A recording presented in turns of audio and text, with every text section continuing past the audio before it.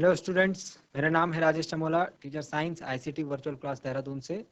और आज हम बात करेंगे क्लास 10th के चैप्टर नंबर 3 धातु एवं अधातु के ऊपर। पिछली क्लास में हमने इस चैप्टर को स्टार्ट किया था स्टूडेंट्स, और उसमें हमने देखा था भौतिक गुणधर्म के आधार पर धातुओं एवं अधातुओं में विभेद। क्या क्या हमने पॉइंट्स लिए थे। हमने बात करी थी कि धातुएं कठोर होती हैं, सामान्यतः ठोस होती हैं, अधातुएं मुलायम होती हैं, गैसें होती हैं, मोस्टली अधातुएं, कुछ अधातुएं गैस होती हैं, है ना। इसके अलावा हमने आघातवर्ध्य और तन्य यानी और भंगुर, इन तीन प्रॉपर्टीज की बात करी थी। आघातवर्ध्य और तन्य का मतलब मैंने आपको समझाया था। भंगुर जो प्रॉपर्टी होती है वो अधातुओं की होती है। ध्वनिक, चमक, ये सारी प्रॉपर्टीज, उसके अलावा वैद्युत चालकता और ऊष्मा चालकता के आधार पर हमने धातुओं और अधातुओं में विभेद किया था। ये हमने पिछली क्लास में देखा था।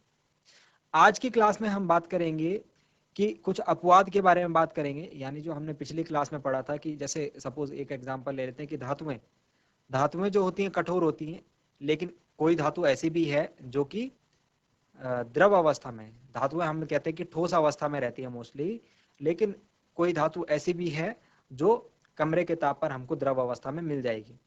मतलब जो बातें हमने सीखी उसके आधार पर कुछ हमको एक आध अपवाद देखने को मिलेंगे, उनको हम आज डिस्कस करेंगे। उसके बाद हम आएंगे धातुओं के रासायनिक गुणधर्म के ऊपर।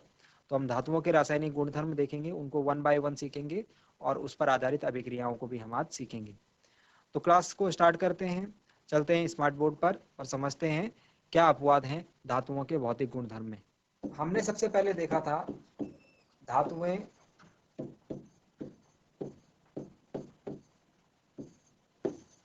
ठोस होती है, मोस्टली ठोस अवस्था में होती है। लेकिन मरकरी को छोड़कर, एक धातु है मरकरी, इसको छोड़कर ये द्रव अवस्था में होती है कमरे के ताप पर। जो हमारा रूम टेम्परेचर होता है, यदि हम वहां पर देखें तो ये द्रव अवस्था में होती है, जबकि ये क्या है, एक धातु है। ये हो गया अपवाद। तो ये अपवाद ध्यान रहेगा, ठीक है। इसके अलावा गैलियम और सीजियम, गैलियम और सीजियम धातु दो हैं, गैलियम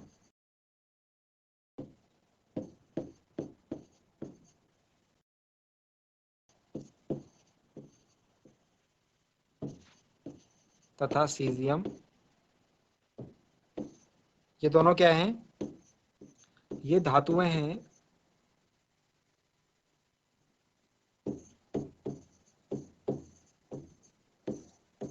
इसके अलावा ये भी क्या होती हैं, इनका गलनांक भी कम होता है, ठीक है। और ये हथेली पर रखने पर पिघलने लगती है। मोस्टली जो धातुएं हैं, धातुओं का गलनांक अधिक होता है, लेकिन ये इनका गलनांक कम होता है। ये हथेली पर रखने पर पिघलने लगती है।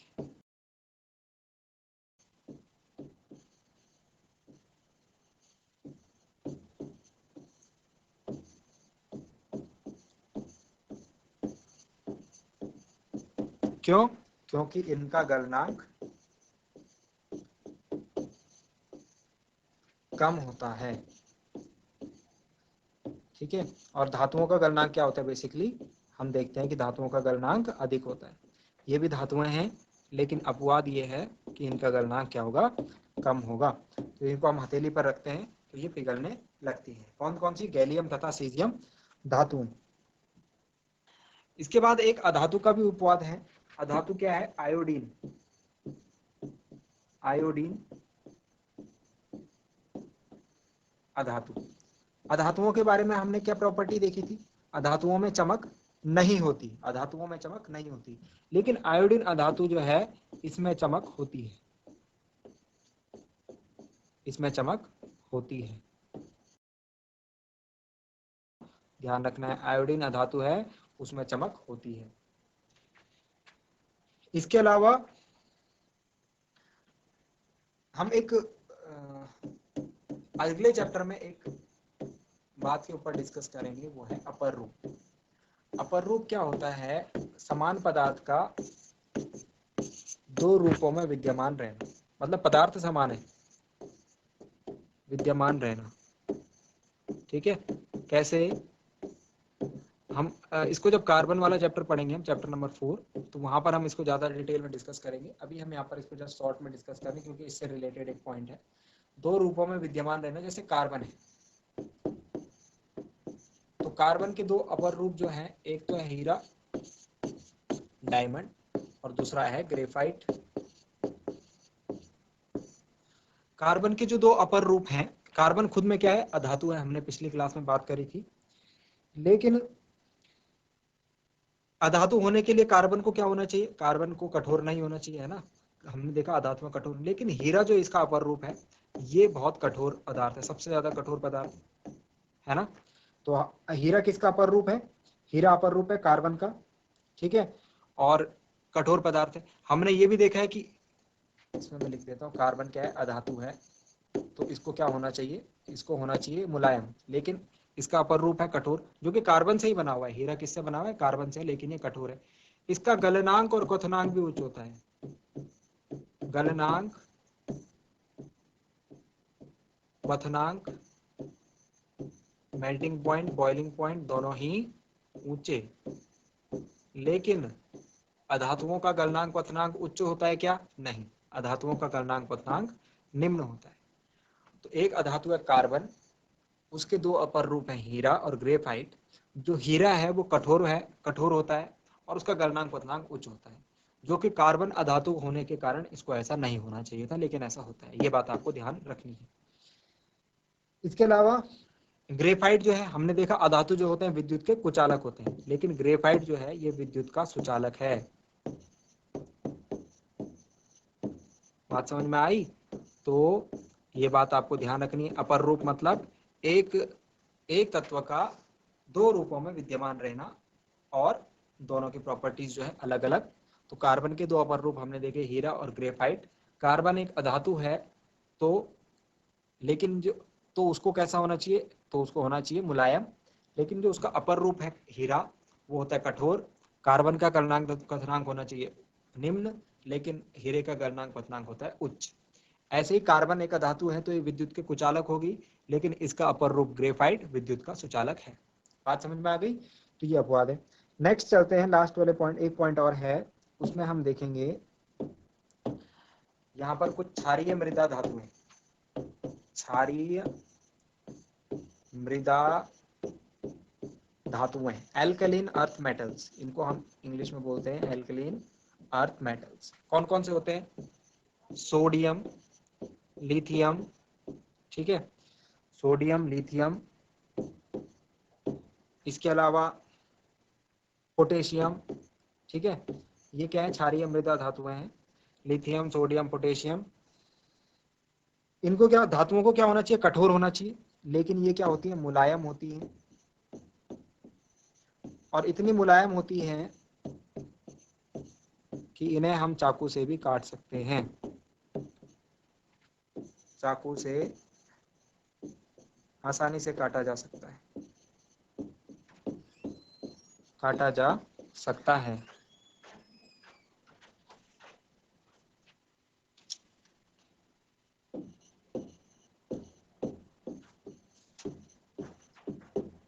ठीक है, तो आपको ये सारे पॉइंट्स याद रखने हैं जो अभी मैंने बताया। ये तो इंपॉर्टेंट पॉइंट है, यहाँ से क्वेश्चन एग्जाम में 1-2 नंबर के क्वेश्चन पूछे जाते हैं। कैसे? ऐसी धातु का उदाहरण दीजिए जो कमरे के ताप पर द्रव होती है। कमरे के ताप पर द्रव जो धातु होती है वो है मरकरी। ऐसी धातु का नाम बताइए जो चाकू से आसानी से काटी जा सकती है। चाकू से आसानी से काटी जा सकने वाली धातु, सोडियम, लिथियम, पोटेशियम, आप किसी का भी नाम लिख लीजिए।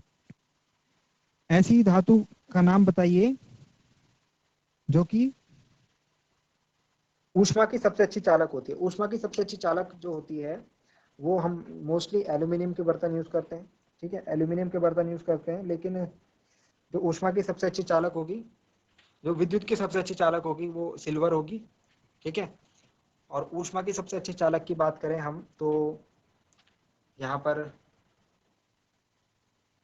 जो एल्यूमिनियम के बर्तन हम मोस्टली यूज करते हैं, वो भी ऊष्मा की एक अच्छी चालक है। ऊष्मा की कुचालक होती है, ऊष्मा की कुचालक जो धातु होती है उसका नाम आपको लिखना है। तो ये मतलब यहाँ से जो हमने जो अभी पॉइंट्स पढ़े थे अपवाद, उनके आधार पर आपको ये बातें लिखनी है। ऐसा क्वेश्चन आ सकता है कि एक ऐसी अधातु का नाम लिखिए जिसमें चमक होती है, जो चमकती है। ऐसी धातु का नाम बताइए जो हथेली पर रखने पर पिघलने लगती है, ठीक है, एटसेट्रा एटसेट्रा। तो फिलहाल हम नेक्स्ट पार्ट में आज हम बात करेंगे रासायनिक गुणधर्म के बारे में। तो आज हम बात करने वाले हैं धातुओं के रासायनिक गुणधर्म के बारे में।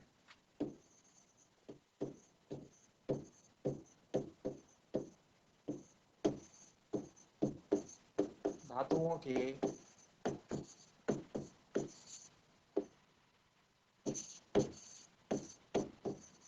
रासायनिक गुणधर्म,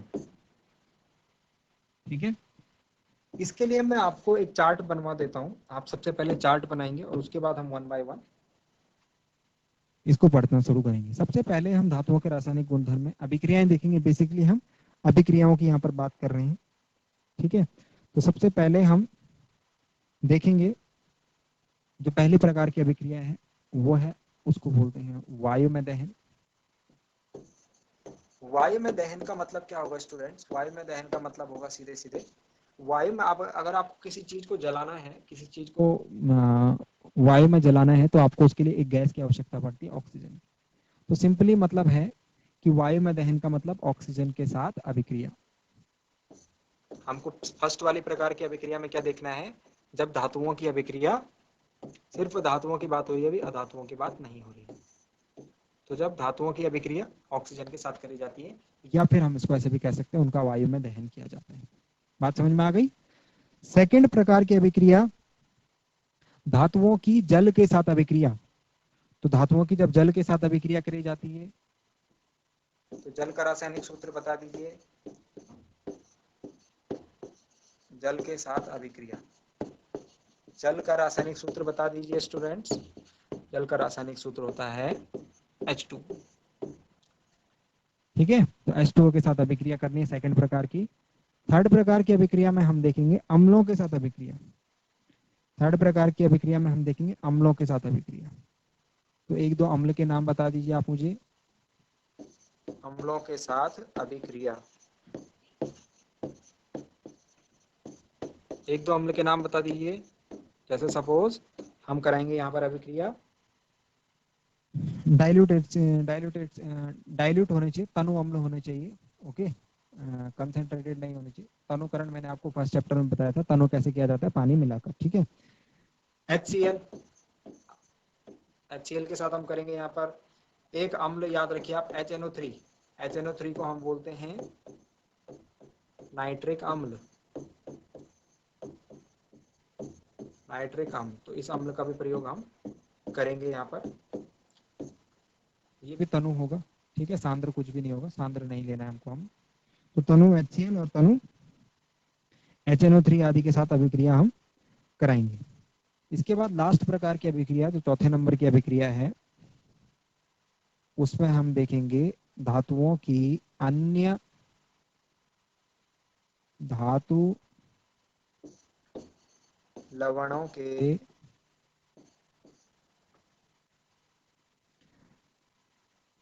विलयन के साथ अभिक्रिया, के विलयन के साथ अभिक्रिया,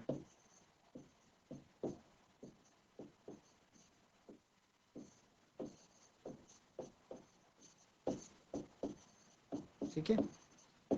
तो मैंने आपको पिछली क्लास में बताया था कि जब आप ये चारों प्रकार की अभिक्रियाओं को अच्छे तरीके से पढ़ लेंगे, समझ लेंगे, तो इसके लास्ट में एक श्रेणी आएगी, एक सीरीज आएगी, सक्रियता श्रेणी। आप उस सक्रियता श्रेणी को आसानी से समझ पाएंगे, ठीक है। और उसके क्या क्या अनुप्रयोग है, उसके क्या क्या यूजेस हैं, इस बात को भी। तो इसको समझने के लिए ये सारे प्रकार की अभिक्रियाओं को आपको डिटेल में अच्छे तरीके से समझना है। तो वन बाय वन समझना स्टार्ट करते हैं। आज हम प्रकार की अभिक्रिया समझ रहे हैं जो कि है धातुओं का वायु में दहन, ठीक है। तो हम यहाँ से स्टार्ट करते हैं। नंबर 1 प्रकार की अभिक्रिया, धातुओं का वायु में दहन। अभी अभी मैंने आपको एक बात बताई है, वायु में दहन का मतलब क्या है? वायु में दहन का सीधा सीधा मतलब है ऑक्सीजन के साथ अभिक्रिया। तो मतलब कि इसमें आप स्टेटमेंट इस तरीके से ध्यान दीजिए, जब जब मैं किसी धातु का वायु में दहन करता हूं, अर्थात जब जब मैं किसी धातु की क्रिया किसके साथ कराता हूं, धातु की अभिक्रिया कराता हूं ऑक्सीजन के साथ, तो धातु और ऑक्सीजन जब जब मिलते हैं, वेट अ मिनट, तो जो पदार्थ बनता है वो बनता है ऑक्साइड। तो यहां पर बनेगा धातु का ऑक्साइड। ये आपको याद रखना है। ये मतलब एक प्रकार से सूत्र हो गया अभिक्रिया का, रिएक्शन का फॉर्मूला हो गया। तो धातु की जब वायु में दहन किया जाता है तो क्या उत्पाद बनता है? धातु ऑक्साइड बनता है। सपोज मैग्नीशियम धातु का वायु में दहन करूंगा तो क्या बनेगा? मैग्नीशियम ऑक्साइड बनेगा। सोडियम धातु का वायु में दहन करूंगा तो क्या बनेगा? सोडियम ऑक्साइड बनेगा। एल्यूमिनियम धातु का वायु में दहन करूंगा तो एल्यूमिनियम ऑक्साइड बनेगा। आयरन धातु का वायु में दहन करूंगा तो क्या बनेगा? आयरन ऑक्साइड बनेगा। बात समझ में आ गई? तो ये बात आपको ध्यान रखनी है, जब किसी भी धातु का वायु में दहन किया जाता है तो सीधे सीधे उसका ऑक्साइड बन जाता है। सिंपल, ठीक है। अभी हम कुछ अभिक्रियाओं को देखते हैं। तो सबसे पहले हम कॉपर को जलाते हैं। तो कॉपर को आप क्या कीजिए, कॉपर धातु लाइए, उसके नीचे आप आग जलाइए। ये जला दिया आग, ठीक है। तो क्या होगा? ऑक्साइड बनेगा, कॉपर का ऑक्साइड। ठीक है, बन गया कॉपर का ऑक्साइड Cu। रिएक्शन को बैलेंस करना नहीं भूलना है, तो बैलेंस हमने कर दी है। इसके नीचे लिख देंगे नाम कॉपर धातु, ऑक्सीजन, कॉपर ऑक्साइड। नाम सबके नीचे जरूर लिखेंगे, यदि मैं भूल भी जाता हूँ कभी नाम लिखना तो आप लोग लिखेंगे पक्का से, ठीक है। ये हमारी हैबिट बननी चाहिए और रिएक्शन बैलेंस करने की, ठीक है। जब कॉपर, अब यहाँ पर ध्यान देने वाली बात यह है, जब कॉपर को हम जलाते हैं तो कॉपर के ऊपर आपने देखा होगा एक काले रंग की परत चढ़ जाती है, काले रंग की परत। आप ये प्रैक्टिकल घर में भी कर सकते हैं, ठीक है। जो आप कर सकते हैं वो आप कीजिए, जो नहीं कर सकते हैं उसके लिए मैं आपको बता दूंगा, इसको घर पे ट्राई मत करना। जब आप कॉपर धातु को आग के नीचे रखेंगे, ठीक है, तो आप देखेंगे उस पर एक काले रंग की परत चढ़ गई है। वो काले रंग की परत कौन सी होती है? वो कॉपर ऑक्साइड की होती है। तो आप से क्वेश्चन ऐसे भी आता है एग्जाम में कि एक धातु को जब हम वायु में दहन करते हैं तो उसके ऊपर काले रंग की परत चढ़ जाती है, उस धातु का नाम बताइए एवं उस परत का नाम भी बताइए कि वो कौन सा पदार्थ है। तो आप लिखेंगे कि ऐसी धातु कौन सी है? कॉपर है। जब इसको वायु में दहन किया जाता है तो इसमें कॉपर ऑक्साइड बन जाता है, और यही कॉपर ऑक्साइड जो है काले रंग का होता है। इसका सूत्र आप लिख लेंगे CuO, ठीक है। इस प्रकार से हम एक और देखते हैं, एक और धातु लेते हैं, एल्यूमिनियम। तो एल्यूमिनियम को आप जलाइए, क्या बनेगा? एल्यूमिनियम ऑक्साइड बनेगा। एल्यूमिनियम ऑक्साइड का सूत्र ये होता है, ये सूत्र मैं आपको बता दूंगा, इसमें आपको टेंशन नहीं लेनी है, आपको इसको याद कर लेना है। एल्यूमिनियम ऑक्साइड का सूत्र होता है Al2O3। दोबारा से रिएक्शन बैलेंस करेंगे तो यहाँ थ्राइस करेंगे, 3 2 6 हो जाएगा, यहाँ 2 3 6 हो जाएगा, ये 2 2 4 हो गया, तो यहाँ 4Al कर देंगे, ठीक है। अब तक आपकी आदत हो जानी चाहिए। एल्यूमिनियम धातु, एल्यूमिनियम ऑक्साइड, ओके। इसके नीचे लिखेंगे एल्यूमिनियम ऑक्साइड। यहाँ पर आपको एक बात ध्यान देनी है, यहाँ पर हम एक नई प्रकार की चीज पढ़ते हैं। जो ये एल्यूमिनियम ऑक्साइड बना है सिर्फ इसी केस में, ठीक है, ये एग्जाम में क्वेश्चन आता है यहाँ से, एल्यूमिनियम ऑक्साइड। ये एक उभयधर्मी ऑक्साइड भी है। कैसा ऑक्साइड है स्टूडेंट्स? उभयधर्मी ऑक्साइड। अब नोट करके आप लिखेंगे उभयधर्मी ऑक्साइड क्या होता है। जब एल्यूमिनियम की अभिक्रिया, जब एल्यूमिनियम धातु का वायु में दहन किया जाता है तो एल्यूमिनियम ऑक्साइड बनता है, जो कि एक उभयधर्मी ऑक्साइड है। उभयधर्मी ऑक्साइड क्या होता है इसको हम यहाँ पर समझते हैं नेक्स्ट। उभयधर्मी ऑक्साइड,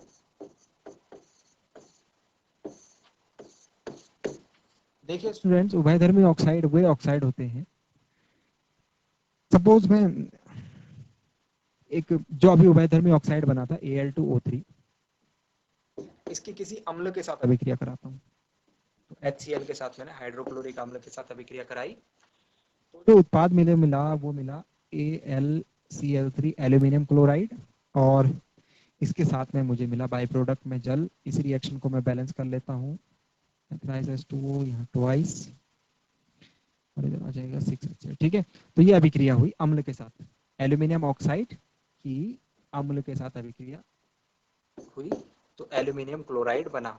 ठीक है, जो कि क्या है, एक लवण है, जो कि क्या है, एक लवण है। ठीक है, इसके अलावा जब एल्यूमिनियम ऑक्साइड की अभिक्रिया में कराता हूँ किसी क्षार के साथ कराता हूँ उसके बाद, तो मैं कराता हूँ NaOH के साथ, तो अब की बार भी मुझे एक लवण मिलता है, इस लवण का नाम है सोडियम NaAlO2, सोडियम एल्यूमिनेट है इसका नाम, और यहाँ पर मिल रहा है जल। रिएक्शन को बैलेंस कर लेता हूँ मैं पहले, और इधर हो जाएगा। ठीक है, इस पदार्थ का नाम है सोडियम एल्यूमिनेट, इसको आप लिख लीजिए। हमको मतलब किस बात से है, हमको मतलब इस बात से है कि ये भी क्या है, एक लवण है। अब समझिए बात को, हमने जब अभिक्रिया कराई एक एल्यूमिनियम ऑक्साइड की, एक बार अम्ल के साथ और एक बार क्षार के साथ, तो उत्पाद में हमको दोनों बार लवण और जल मिला, उत्पाद में हमको दोनों बार लवण और जल मिला। तो वे ऑक्साइड जो अम्ल एवं क्षार दोनों के साथ अभिक्रिया करने पर समान उत्पाद प्रदान करते हैं, यानी लवण और जल प्रदान करते हैं, ऐसे ऑक्साइड्स को हम उभयधर्मी ऑक्साइड कहते हैं। ठीक है, तो आप इसमें लिखेंगे ऐसे धातु ऑक्साइड जो अम्ल तथा क्षारक, जो अम्ल तथा क्षारक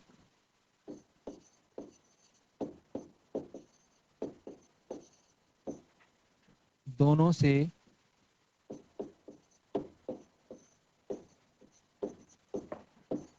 अभिक्रिया करके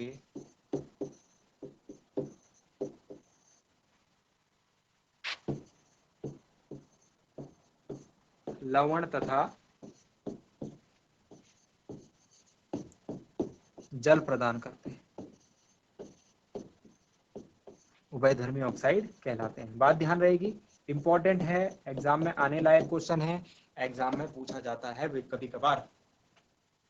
ठीक है, तो जो बेसिकली जो ऑक्साइड होंगे, जो अदर ऑक्साइड है, जो धातु ऑक्साइड हैं, उनकी प्रकृति क्षारीय होती है, उनकी प्रकृति होती है क्षारीय मोस्टली। ठीक है, लेकिन कुछ धातु ऑक्साइड ऐसे होते हैं जिनकी प्रकृति क्षारीय तथा अम्लीय दोनों होती है, उनको हम कहते हैं उभयधर्मी ऑक्साइड। उभयधर्मी ऑक्साइड के बारे में आपको अधिक जानकारी यहाँ पर से मिल जाएगी। तो इसके बाद की जो बातें हैं वो हम अगली क्लास में करेंगे। अभी समय की कमी के कारण आज का लेक्चर हम यहीं पर एंड करते हैं, इसको आप रिवाइज कीजिएगा। अगली क्लास में मिलते हैं एक नए टॉपिक के साथ, और उम्मीद करता हूँ कि आपको आज का लेक्चर अच्छा आया होगा, समझ में आया होगा, इंटरेस्टिंग लगा होगा। अगली क्लास में मिलते हैं। Thank you very much.